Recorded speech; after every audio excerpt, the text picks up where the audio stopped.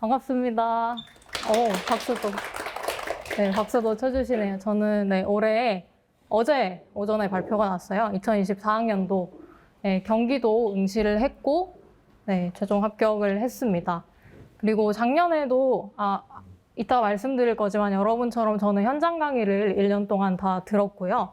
그래서 작년에 이 자리에서 되게 흥미롭게 들었던 기억이 나는데 조금이라도 도움 되셨으면 좋겠습니다. 그리고 시작할 때 다들 글로 읽는 합격 수기도 그렇고 앞에 나와 계신 분들도 당연한 말을 하고 시작을 하시더라고요. 이건 나의 방법이다. 그러니까 당연히 왕도가 아니잖아요. 당연한 말을 왜 하실까 했는데 마이크까지 잡으니까 말을 하지 않을 수 없습니다. 이건 정말 저의 방법이고 N명의 합격자가 있으면 N명의가 아니라 N개의 공부 방법이 있으니까요. 좋은 것만 취하시면 좋을 것 같습니다. 그리고 기본적인 정보를 말씀을 드려야 될 것 같아요. 왜냐하면 임용고시는 되게 다양한 배경에서 공부를 하시잖아요. 그래서 첫 번째로는 간단하게 정보 알려드리면 저는 교육대학원 출신이고요. 학부는 일반사회교육전공 관련해서 단일 전공 그냥 졸업을 했습니다. 그리고 교직이수에는 전혀 뜻이 없었기 때문에 관련 과목은 0개를 이수를 해서 교육대학원을 5학기를 풀로 다 다녔어요. 그리고 작년 같은 경우에는 마지막 5학기였고요. 그래서 저녁에 교육대학원 수업도 조금 남아있어서 들었어야 했고, 논문도 작성을 했고, 그리고 현장 강의를 모두 다 들었습니다. 그런 상황이었고요. 그리고 교육 관련 경험은 필수 이수에 필요한 것 이외에는 따로 없었습니다. 그래서 교육 봉사나 실습 같은 교원 자격증 취득에 필요한 것들은 최대한 빨리 해놓으려고 했던 것 같아요. 그래서 작년에는 논문이라든지 임용 공부 외에 다른 것들은 크게 걸리는 부분은 없었어요. 작은 것부터는 한국사 공부부터 해서 심폐소생술 이런 것도 하셔야 되잖아요. 그래서 그런 것은 최대한 좀 미리 해 놓았습니다. 그리고 가장 아마 궁금하실 부분이 초수였고요. 그 다음에 교육학을 포함해서 전 과목 다 노베이스였습니다. 모든 것을 2023년 1월 3일에 여기 강의실에 와서 시작을 했습니다. 비추천합니다. 난리가 났죠. 그래서 지금 앞서 소개해 주신 이용재 강사님도 1년 동안 얼굴 자주 뵙고 다른 강사님, 허역팀의 1년 풀커리를 다 타면서 공부를 했고 아프다든지 앞서 말씀드린 것처럼 교육대학원 다니면서 논문 심사 같은 중요한 학사 일정 이외에는 다 이제 현장 강의를 들으면서 소화를 했습니다. 그래서 오늘 이거를 화면으로 보시는 분들도 계시지만 이후에도 현장 강의나 고민 있으신 분들 또 관련해서 질문해 주시면 좋을 것 같고요. 그리고 제가 합격자로 여기 나와 있지만 운이 정말 좋았던 것 같습니다. 모든 시험이 그러하듯이 어느 정도 자기 할 목 다음에는 운이 필요하다고 생각을 하고요. 하지만 수험생으로서 내가 운이 필요한 영역까지 가는 것은 나의 몫이라는 생각이 들어요. 그래서 기본적인 거랑 나에 대한 이해를 바탕으로 여러분도 최고의 효율을 내셔서 꼭 합격하기를 기원을 드리겠습니다. 그래서 지금 시점에는 지금이 2월 초니까 사실 2차 준비는 굉장히 막연하고 또 와닿지 않으실 것 같아서 오늘 이야기는 주로 1차 준비 중에서도 전중 후로만 그냥 크게 나누었어요. 왜냐면 각 과목별 질문이나 좀 디테일한 질문은 또 궁금한 게 따로 있으실 것 같아서요.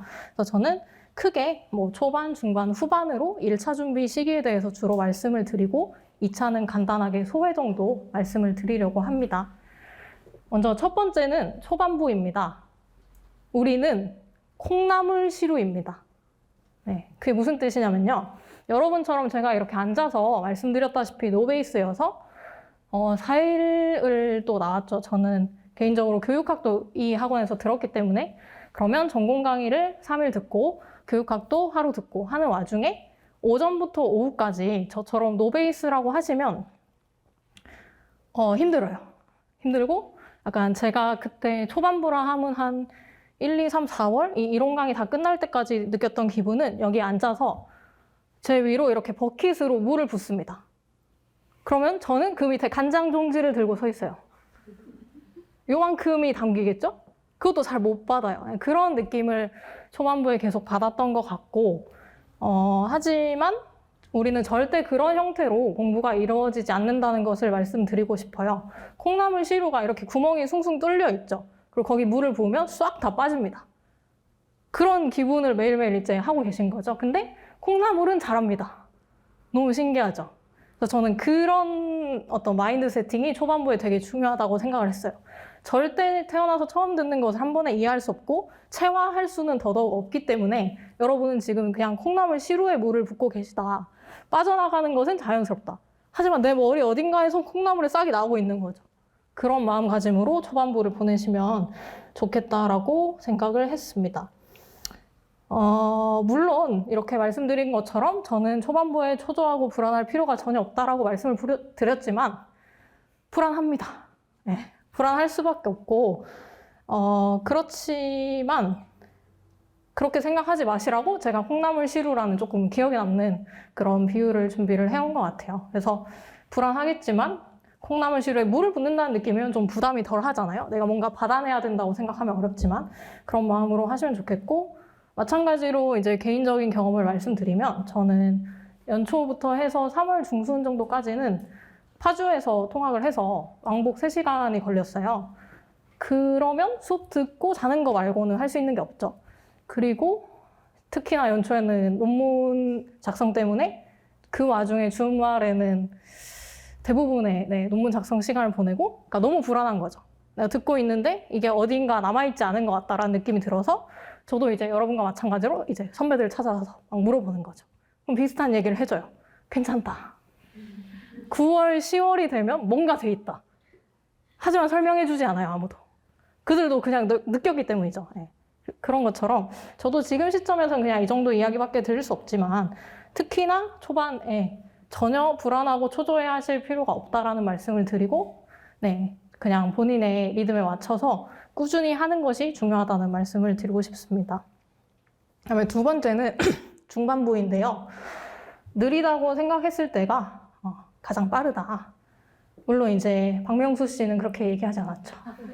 근데 인생의 어떤 영역에서는 느리다고 생각했을 때가 정말 느릴 수 있지만 그냥 저의 경험에 비춰보았을 때는 수험은 정말로 느리다고 생각했을 때가 가장 빠른 때인 것 같아요.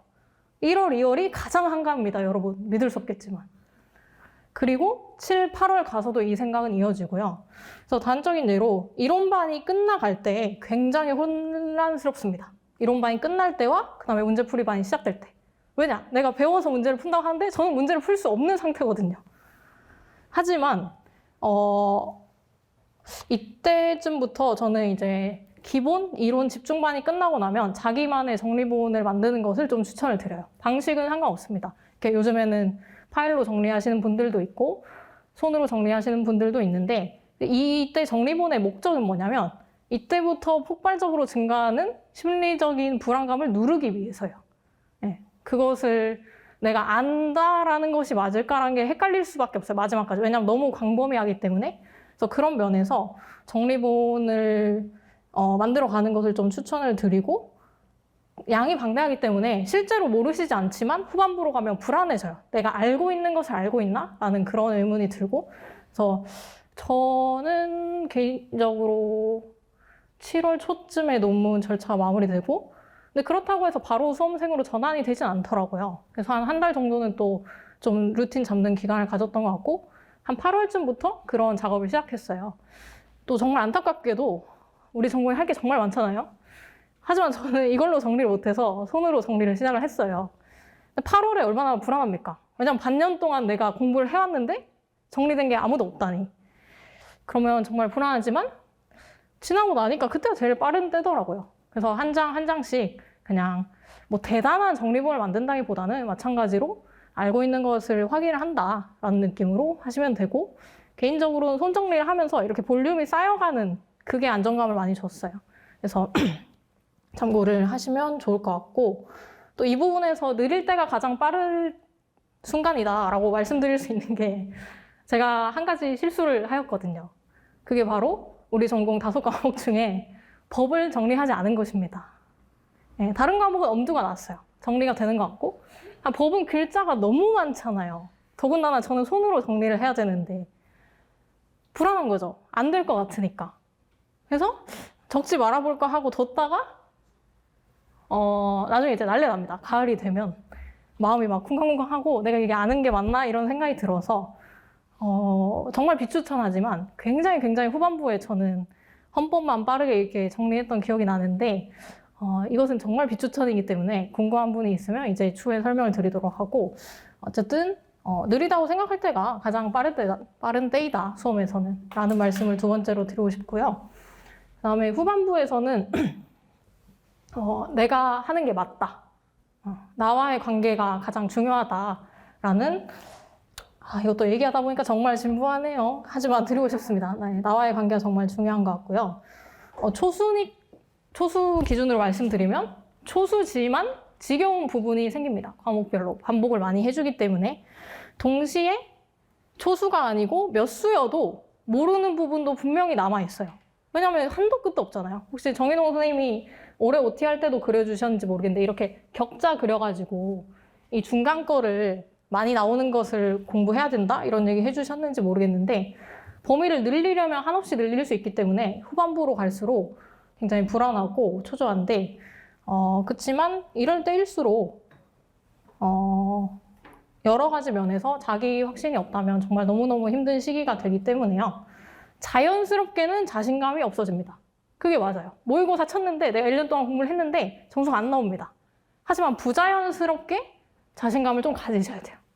그게 어떤 것이든 뭐 스터디를 통해서도 좋고요. 아니면 뭐 매일 아침에 제가 하진 않았지만 하지 않아서 말이 잘 안 나오네요. 뭐 자기 학원 이런 거 있잖아. 거울 보면서 이야기하는 것도 좋고 자신감은 얼마든지 깎여나가게 되어 있고 그것이 자연스러우니까 저는 후반부에 갈수록 좀 부자연스럽게 나를 사랑하고 나와의 관계를 좀 잘하는 그런 것을 좀 추천을 많이 드리고 싶습니다. 뭐 자기만의 루틴이나 스트레스 해소법은 하다 보면은 생긴 것 같아요. 저 개인적으로는 저는 현장 강의를 들었으니까 제가 이제 스트레스의 단위를 계산해서 스트레스 좀 받는 날이 있잖아요. 그래서 작은 스트레스는 사육신공원 왕복 스트레스가 있어요. 여기서부터 사육신공원에 올라가요. 그 다음 내려와요. 이게 한 30분 정도 걸리거든요. 그런 스트레스가 있고 어떤 날은 사육신공원으로 안 돼요. 그럼 노들섬 편도 스트레스가 있어요. 30분 동안 걸어가요. 올 때는 버스 타고 와요. 다리가 아프니까. 어쨌든 이런 식으로 자기만의 스트레스 해소법이나 아니면 먹는 거라든지 시간대라든지 그쯤 되면 이제 전업수험생 기준으로는 정해지기 때문에 그러한 내가 이제까지 만들어 온 루틴이나 아니면 그런 것들을 좀 믿고 자기 확신을 더해가는 시기가 되셔야만 지나치게 괴롭지 않게 좀 마무리를 하실 수 있는 것 같습니다. 그리고 마지막에 후반부에 특히 저희 일반사회 전공의 좀 기술적인 강조점은 답안 작성 연습이 너무 중요하다라는 점입니다. 개인적으로는 제가 이제 아쉽고 해결이 안 된 상태로 시험장에 가서 좀 강조를 하는 것 같은데요. 그리고 실전에서도 반영이 되었습니다. 네, 그래서 아쉬운 점수들이 좀 있는데 그때그때 수험하면서 발생하는 문제들을 해결한다는 마음가짐을 가지시고 해결하시면 정말 좋을 것 같습니다. 왜냐하면 지금 해결하지 못한 문제는 나중 가면 더 바쁘고 절대 해결이 안 되기 때문에 그냥 그때 발생하는 문제를 해결한다는 마음으로 하시면 좋을 것 같고 그리고 네, 여기까지가 제가 전중 후로 말씀드린 1차 준비할 때 기억하시면 좋겠다 싶은 점이고 2차는 종목이 바뀝니다. 여러분이 1차 준비를 피평가자로서 정확한 답안을 써내는 연습을 하는 거잖아요. 똑같은 내용으로. 2차는 갑자기 여러분 이렇게 1년 동안 앉아 있었는데 나와서 하래요. 당황스럽죠. 우리 머리로는 알고 있어. 난 교사가 되기 위해서 1년을 준비했고 하지만 10개월 동안 앉아서 공부를 했는데 갑자기 어머 이렇게 되는 거죠. 그래서 그치만 말씀드릴 수 있는 거는 할 수 있는 만큼 매일 하면 되고 1차와는 좀 많이 다른 것 같아요. 말 그대로 종목이 바뀌고 그렇기 때문에 나를 포함한 다른 수험생들도 그 정도의 어려움은 가지고 있기 때문에 누구도 완벽하게 준비하기는 어려운 것 같아요. 라는 저의 생각이고 합격 수기를 보면 훌륭하신 분들이 굉장히 많더라고요. 하지만 2차를 준비할 때 처음에 막막함, 그것은 누구나 있으니까 그런 점에서는 할 수 있는 만큼 하시면 된다라는 말씀을 좀 드리고 싶습니다. 네, 저는 제가 준비해온 이야기는 여기까지고요. 그래서 궁금한 거 있으시면 저는 한 5분 정도 질문 받고 다음 선생님 모시도록 하겠습니다.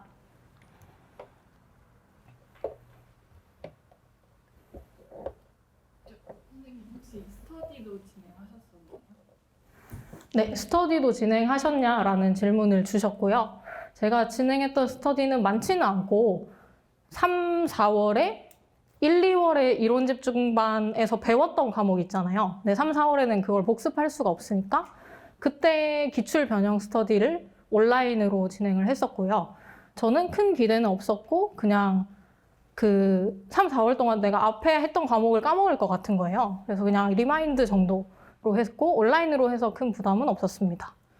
그리고 3월부터 해서 저기 이제 양복 입고 계신 분 있죠. 뒤에 나오실 건데 저분과 제가 교육학도 같이 듣고 여기 현장 강의도 같이 들어서 여러 좋은 스터디 제안을 많이 주셨지만 전 응할 수 없었어요. 너무 감사했지만 논문을 써야 됐기 때문에.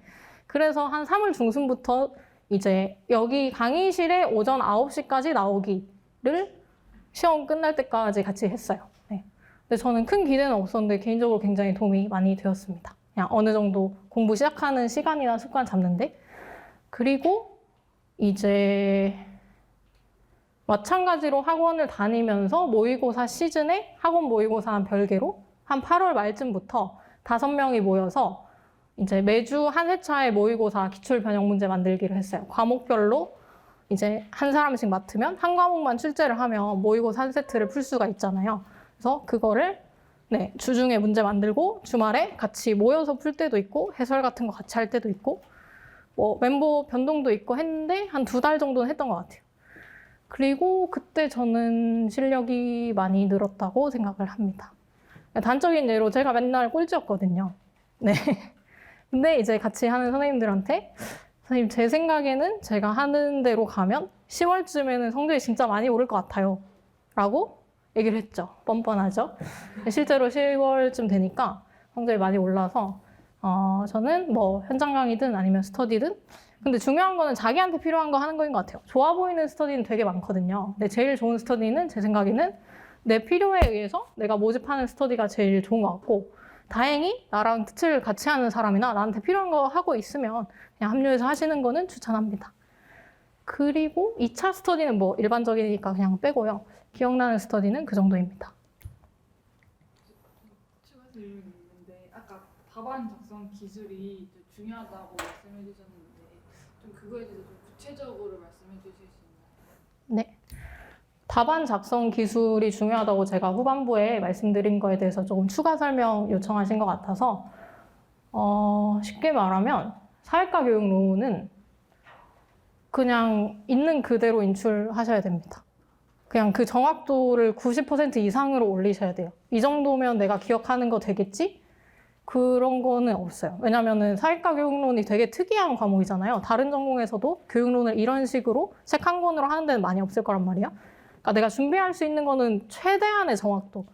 제가 모의고사 시즌 돼서 느낀 거는 이 시험은 난이도로 변별을 하는 시험이 아니라 답안의 정확도로 변별을 주는 시험이다라는 걸 느꼈고 그래서 후반부에 갈수록 답안 작성할 때 좀 부담스러운 점이 없잖아 있었어요. 근데 그거를 학원 모의고사 시즌에 좀 집중적으로 그냥 있어요. 답은 정해져 있어요. 그걸 쓰면 된대요. 근데 쓸 때 되게 어렵고 처음에는 아는 것 같은데 내가 쓴 게 키워드를 다 빗나가면 이제 멘탈이 다 털리기 시작하는 거죠. 하지만 시간은 충분하니까 주요하게는 내가 안다고 생각하는 거를 정확하게 인출하는 거. 그 중에서 저희 전공에서 강조하고 싶은 거는 사회과 교육론이랑 법 조문을 쓰라고 하는 거는 이건 뭐 여지가 없어요. 비슷한 말이나 뭐 없고 그냥 원전이 있기 때문에 그래서 저는 교육론이랑 그 법 중에서도 법 조문은 그냥 무조건 정확하게 인출하는 것을 추천드리고 싶고 다른 과목도 근데 마찬가지예요. 이게 해설 강의, 특히 모의고사 해설 강의를 듣다 보면 그 기준이 생겨요. 내가 썼어야 하지만 쓰지 않은, 내 생각에는 비슷하지만 틀린 이런 것들이 있잖아요. 그래서 그런 걸 좀 적극적으로 활용하셔서 그 시기에 답안의 완성도를 높이는 게 저는 중요하다고 생각해요. 왜냐하면 모의고사 계속 치다 보면 동그라미를 쳐주고 싶어요, 내 답안에. 네, 그렇잖아요. 내가 아는데 몰라서 틀린 게 아닌데. 하지만 저희는 모르는 사람한테 평가를 받고 기준이 다 정해져 있기 때문에 그런 면에서 답안 작성 연습을 후반부에는 하시면 좋을 것 같습니다. 참호책을 그대로 이렇게 쓰면 되는 건가요? 네, 저는 참호책에 막 솔직히 서술이 그렇게 매끄럽지 않은 부분도 좀 있어요. 하지만 웬만하면 이제 제 자아는 그냥 치워두고 사무책의 서술을 그대로 쓰려고 했습니다. 왜냐하면 내가 생각한 정리한 명료한 답은 해석의 여지가 있을 수 있지만 사무책의 답안은 나와 있는 거잖아요. 그냥 객관적인 채점을 할 수 있으니까 특히나 교육론에 대해서는 몇 번을 강조해도 지나치지 않은 것 같습니다. 네.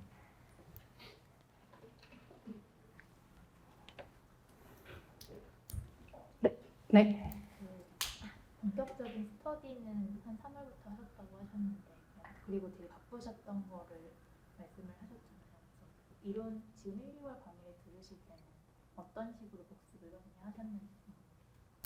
좋은 질문입니다. 제가 상반기에 많이 바빴다고 말씀드렸고 1, 2월에는 복습을 어떻게 하셨는지 물어보셨는데요. 하지 못했습니다.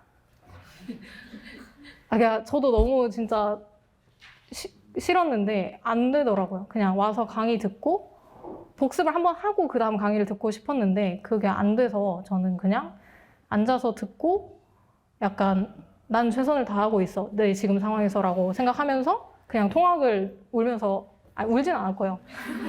그냥 좋지 못한 기분으로 좀 하다가 그래도 근데 말씀해 주신 것처럼 노량진 이사 오고 나서는 그 기상 스터디 이런 시간도 있으니까 그때그때 그냥 숙제 같은 게 그리고 조금 생기거든요. 그러니까 달리 스터디를 하지 않아도 그 정도 했던 것 같습니다. 이론 집중반에. 복습은 기깔나게 하고 싶었지만 전혀 하지 못했어요. 노량진으로 이사 온 시점이 어떠세요? 3월 초중순에 이사 왔습니다. 네. 네. 논문에는 어느 정도 시간을 투자하셨어요? 단적으로 말씀드리면 그러니까 일단은 1월부터 해서 논문이 끝나는 7월까지 주말은 거의 다 쓰지 못했고요. 그리고 예심과 본심, 그러니까 심사가 2번 정도 크게 있는데 그때는 앞뒤로 다 하면 한 2주 정도는 수업도 못 그러니까 저의 마지노선이 수업은 듣고 딴 걸 하자였는데 그때마다 한 2주 정도는 수업도 잘 못 들었어요. 나중에 보강 듣고 그렇게 했어요. 그래서 조금 특이한 경험이라고는 생각합니다. 하지만 저보다 시간이 많으시니까 할 수 있어요. 분위기가 정말 안 좋군요. 네. 네, 그러면은 저는 이 정도 하고 다음 선생님 질문 듣고 또 남아 있을 테니까 추가로 질문 주시면 감사하겠습니다.